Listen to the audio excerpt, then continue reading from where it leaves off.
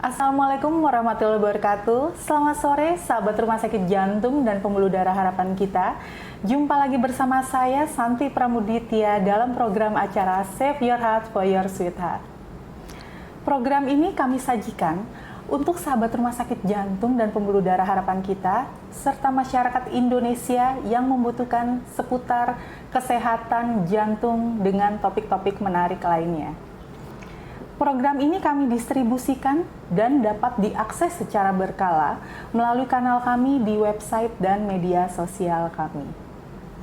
Pada perjumpaan kali ini kita akan membahas dan mengupas tentang bolehkah anak dengan penyakit jantung bawaan beraktivitas. Di samping saya telah hadir seorang narasumber yang ahli dalam bidang kardiovaskular dan berprofesi sebagai seorang fisioterapi, yang sehari-harinya beliau bertugas sebagai fisioterapi di unit pediatrik Rumah Sakit Jantung dan Pembuluh Darah Harapan Kita. Selamat sore Ibu Nur Laila. Selamat sore Mbak Santi. Apa kabar Ibu? Alhamdulillah, bahagia, sehat. Nah, karena kalau sehat harus bahagia kan? Ya. Kayaknya kalau kita melihat wajahnya Ibu Nur Laila ya, para sahabat Rumah Sakit Jantung dan Pembuluh Darah Harapan Kita, beliau semangat, semangat ya, harus happy karena ya. sama anak-anak kan. Ya, betul, kalau betul. enggak udah nangis semua. Terima kasih loh Ibu. Sama-sama. Telah berkenan hadir. Terima kasih juga sudah diundang ke acara podcast yang paling membahana di Rumah Sakit Jantung. Amin, Harapan amin, kita. ya Allah. Semua tidak terlepas dari dukungan, support dari semua Bapak Ibu di unit-unit ya. Betul, karena memang sangat berguna ya untuk pasien-pasien di luar sana ya yang membutuhkan informasi ya. Langsung aja ya Mbak ya, dengan titipan pertanyaan pertama. Seberapa banyak anak-anak terutama di negara kita yang memiliki penyakit jantung bawaan, Mbak? Baik Mbak Santi, kalau kita bicara jumlah ya Mbak Santi ya. Jadi mungkin saya sedikit dulu mengingatkan apa sih penyakit jantung bawaan itu. Jadi penyakit jantung bawaan, sobat jantung, atau biasa kita sebut dengan istilah PJB, adalah kelainan organ jantung atau sirkulasi jantung yang diakibatkan dari sejak dalam kandungan. Jadi pada saat sedang proses pembentukan organ, tidak berkembang atau tidak berjalan seperti normalnya. Itu yang kita sebut dengan istilah PJB. Nah, angkanya kalau di dunia kalau untuk di dunia sendiri, kalau dari data terakhir saya baca 1/100 kelahiran hidup untuk di dunia ya. Tapi kalau di Indonesia, dari data terakhir yang diperoleh dari Kementerian Kesehatan itu 7 sampai 8 per 1000 kelahiran hidup. Jadi kalau di Indonesia sendiri kan angka kelahirannya cukup tinggi ya, angka fertilitasnya cukup tinggi, jadi sekitar 4,8 juta bayi lahir per tahun. Nah itu berarti sekitar 35.000 sampai 45.000-nya menderita penyakit jantung bawaan. Cukup banyak Mbak Santi. Wow, berarti cukup banyak ya Mbak ya,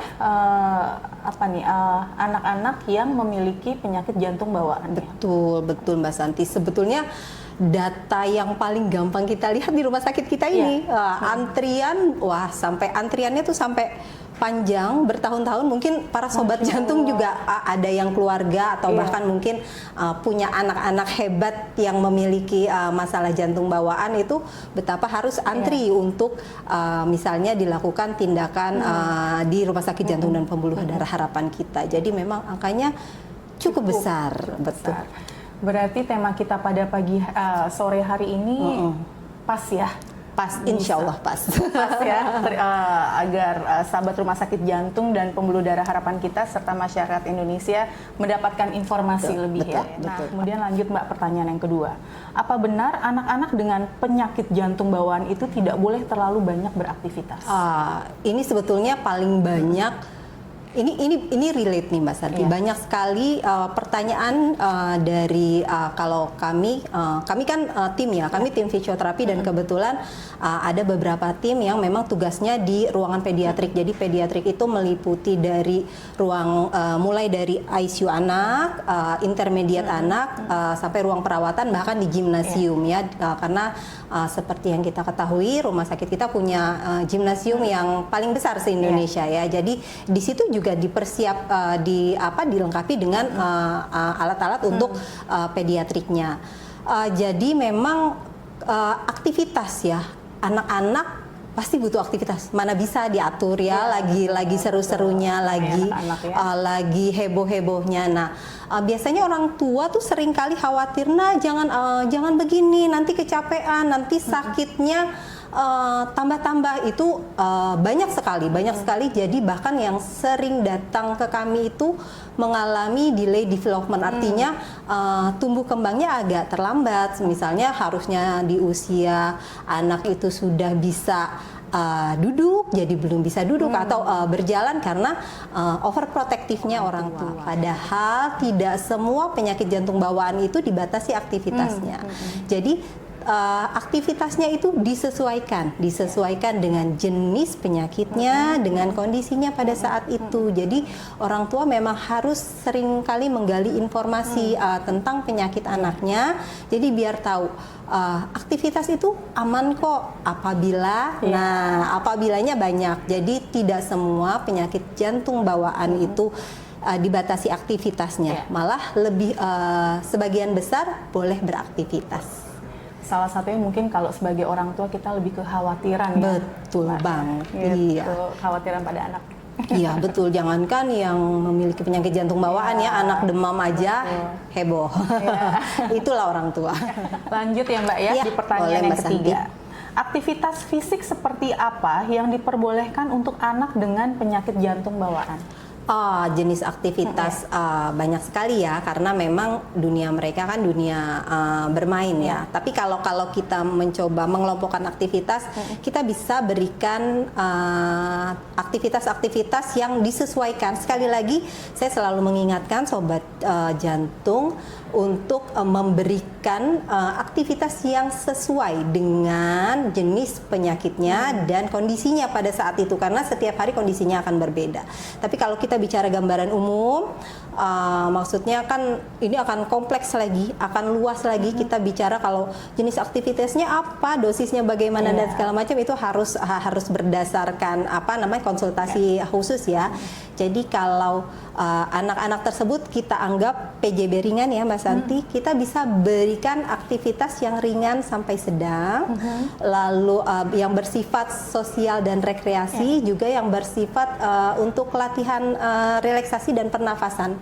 Jadi kalau misalnya aktivitas ringan sampai sedang ini misalnya bersepeda, terus berjalan kaki, berenang, tentu saja disesuaikan dengan kondisi, aktivitas-aktivitas yang menyenangkan, disesuaikan dengan usia. Lalu kalau sosial rekreasi ya tadi berjalan-jalan dengan keluarga, dengan teman-teman, terus juga untuk relaksasi dan pernapasan, misalnya sekarang kan ada jenisnya yoga ya. Bahkan yoga itu juga boleh tuh untuk anak-anak. Tujuannya anak-anak dengan PJB ya, tujuannya adalah untuk memperkuat otot-otot jantung. Tapi sekali lagi saya garis bawahi, tentu saja itu disesuaikan dengan usia, kondisi dan pengawasan dari orang tua, Mbak Santi. Gitu tentu deh. saja itu ya. Nah, kemudian Mbak, pertanyaan yang keempat. Jenis aktivitas fisik apa yang sebaiknya dihindari oleh anak dengan penyakit jantung bawaan? Oh iya, tadi walaupun kita bebaskan misalnya beraktivitas dalam pengawasan, bebas dalam pengawasan. Jadi kalau fisioterapi sendiri punya jargon nih. Kalau biasanya aktivitas bergerak adalah obat. Jadi aktivitas yang teratur dan terukur itu adalah salah satu obat juga, salah satu terapi juga. Nah, tapi ada yang perlu dihindari ya. Seperti kalau untuk anak-anak dengan PJB ini, yang sebaiknya kita hindari adalah aktivitas fisik yang bersifat kompetitif. Lalu yang bersifat kontak Terus dengan intensitas yang tinggi, dengan interval yang tinggi, seperti itu kita hindari. Nih misalnya contohnya kalau olahraga yang kompetitif, jadi anak-anak boleh sih sebetulnya kita biarkan bermain bola dalam pengawasan, tapi hanya untuk bersenang-senang, untuk have fun, bukan yang bersifat pertandingan. Nah, lanjut Mbak, kemudian apa sih manfaat aktivitas fisik bagi anak dengan penyakit jantung bawaan? Manfaatnya Mbak? Menurut beberapa penelitian, hampir semua penelitian menyetujui bahwa aktivitas fisik pada yang teratur, terukur dan dalam pengawasan itu sangat memberikan manfaat ya. Jadi manfaatnya dirasakan untuk seluruh organ dan tidak hanya itu, untuk psikososialnya juga sangat bermanfaat. Jadi anak-anak yang diberikan aktivitas fisik dalam pengawasan, jadi dia dibiarkan mengeksplor, anak-anak hebat ini dibiarkan melakukan hobinya yang dia suka, itu timbul secara organ motorik, fisik motoriknya itu jadi lebih terlatih seperti itu, dan secara percaya diri, psikososialnya dia lebih terlatih, secara mentalnya lebih happy, karena ya itu tadi rangkaian kegiatan yang anak-anak lakukan, karena dunianya tidak bisa kita pisahkan dari bermain, dunianya tidak bisa kita pisahkan dari mengeksplorasi lingkungan, jadi menimbulkan happy, bahagia sama anak, dan gerakan-gerakan yang mereka lakukan juga memberikan manfaat untuk organ-organ secara keseluruhan. Seperti itu Mbak Santi. Dan satu lagi mungkin lebih anak menjadi percaya diri. Betul sekali, betul sekali. Kayaknya Mbak Santi ini seorang ibu yang baik. Aduh, Masya Allah. Insya Allah, pastinya. Oke Mbak, nah sekarang pertanyaan yang kelima nih. Bagaimana peran orang tua untuk membantu anak dengan penyakit jantung bawaan tetap beraktivitas? Peran orang tua justru ya memang kuncinya memang di orang tua ya. Pasti sobat jantung, siapapun kita yang memiliki, kami sih selalu bilangnya mereka anak-anak hebat ya, anak-anak hebat, anak-anak surga lah gitu. Jadi karena Tuhan sudah membuat mereka spesial ya. Jadi orang tuanya pasti orang tua yang spesial, karena diberikan titipan yang sehebat itu. Jadi justru memang orang tuanya yang memang erat kaitannya, justru berperan pentingnya, motor penggeraknya adalah orang tua. Yang pertama yang bisa orang tua lakukan, yang pertama yang harus dilakukan adalah konsultasi. Konsultasi kepada tim medis yang terlibat, yaitu kardiolognya, kardiolog pediatrik, terus juga mungkin dokter anak, terus dengan tim rehabilitasi seperti kami, untuk memilih mana sih latihan atau aktivitas-aktivitas yang sesuai dengan kondisi anak saya. Jadi itu harus selalu dikonsultasikan ke kardiolognya terutama ya, karena beliau ini yang paling mengetahui itu kondisinya seperti saat ini, dan nanti dari beliau ini biasanya akan kalau kami bekerja secara tim ya, nanti akan ini baiknya nanti dikonsultasikan nih ke tim fisioterapinya, ke tim rehabilitasinya gitu. Jadi nanti bolehnya ini nanti kita akan atur dosis aktivitasnya, atau saran-saran di rumah, misalnya di rumah boleh ini ya Bu, nanti berapa lamanya begini ya Bu gitu. Yang kedua itu yang pasti memberikan memberikan dukungan, memberikan motivasi ya kepada anak-anak untuk tetap melakukan aktivitas yang seperti itu.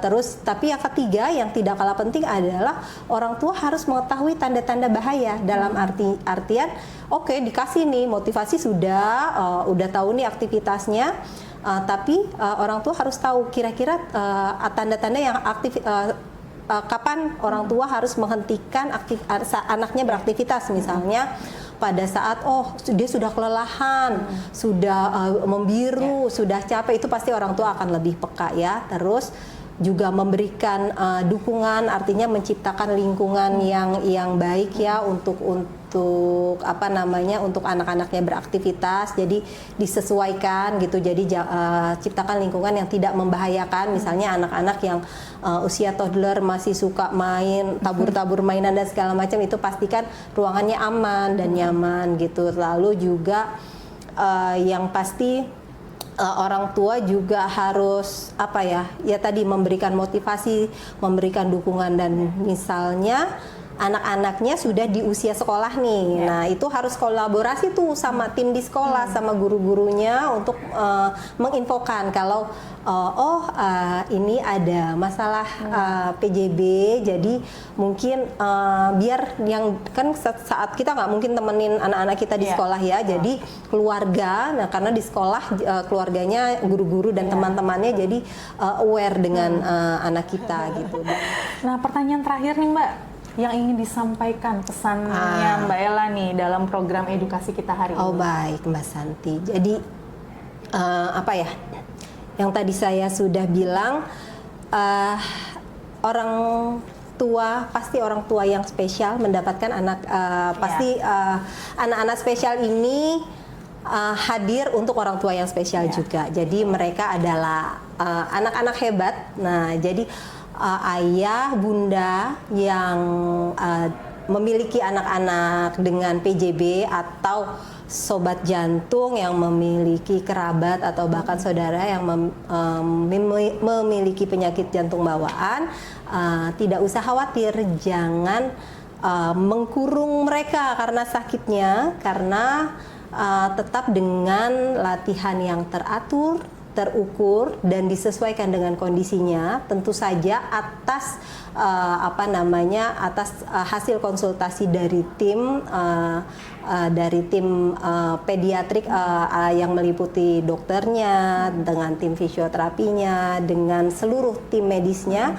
Itu latihan akan sangat bermanfaat. Artinya, bukan latihan lah ya, aktivitas anak-anak akan sangat bermanfaat, baik itu untuk fisiknya maupun psikososialnya. Seperti itu. Jadi jangan khawatir, biarkan mereka tetap mengeksplor, biarkan mereka tetap bermain selama itu masih tetap dalam pengawasan ya, dan tetap dengan standar dan dosis yang terukur tadi. Terukur ya, jadi nggak hanya obat aja, tapi latihan pun ada dosisnya. Itulah serunya di sini, di Rumah Sakit Jantung ini. Alhamdulillah nih Mbak, penjelasan yang cukup jelas ya para sahabat Rumah Sakit Jantung dan Pembuluh Darah harapan kita, serta masyarakat Indonesia. Semoga teredukasi nih yang kita diskusi hari ini. Betul, Mbak Ella, ini selain rehabilitasi, kemudian fisioterapi ya Mbak ya. Nih di Rumah Sakit Jantung dan Pembuluh Darah harapan kita ada layanan medical check up juga Mbak. Gitu. Nah, untuk sahabat Rumah Sakit Jantung dan Pembuluh Darah harapan kita serta masyarakat Indonesia yang mau menanyakan informasi seputar medical check up, silakan hubungi ke 15034, atau kita juga udah punya WhatsApp Mbak di 0812 9000 4370. Semoga penjelasan ini bermanfaat untuk kita semuanya. Nah, di penghujung topik hari ini kita juga sampaikan Mbak terima kasih kepada Direksi Rumah Sakit Jantung dan Pembuluh Darah harapan kita beserta unit-unit yang sudah support kita dalam program acara Save Your Heart for Your Sweetheart. Sampai jumpa di lain kesempatan dengan topik-topik menarik lainnya. Wassalamualaikum warahmatullahi wabarakatuh.